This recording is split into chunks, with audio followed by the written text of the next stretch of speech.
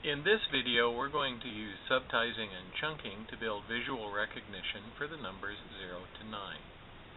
As you might remember, subtizing is the ability that every child should have, barring developmental disability, to recognize 3, 2, or 1 objects without having to stop to count them. So I can lay down a unit counter. In this case, the counter itself is the object we are acting on. So in an action on objects framework, this becomes the object. The action is to put down a counter, and of course this represents the number 1. When we repeat that action, we can represent the number 2 and represent the number 3. It's important to remember, however, that you will still need to teach the symbol and the name for this number. This is as far as subtizing will carry us. So when we put down our 4th object, you will notice that we're starting a new subtizable group. Chunking, our second cognitive feature we rely on, allows us to do this up to 3 times. So this gives us our ability to create representations for 4, 5, 6, 7. You notice we start a new group now, 8, and 9.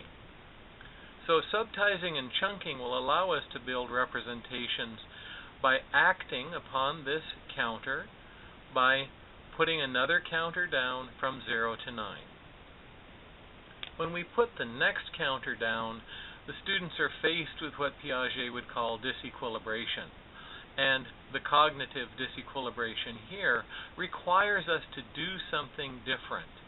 In this case, to regroup these to make a different unit that is then subject to both subtizing and chunking.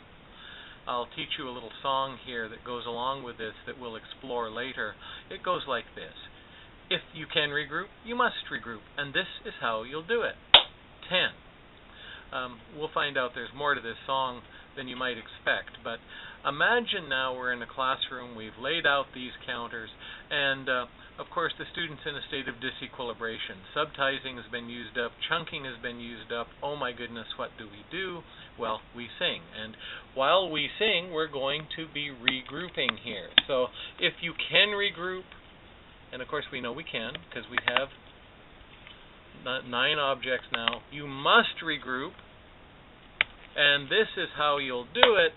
10, and you'll notice what we've done is we've created a new object here. And this object has 10 of the original objects, and of course we can now subtize and group objects of this type. We would just have to change the name. This would be 110 rather than 11. We'll build on this quite a bit further as we explore our explanations and our discussions of the base 10 system.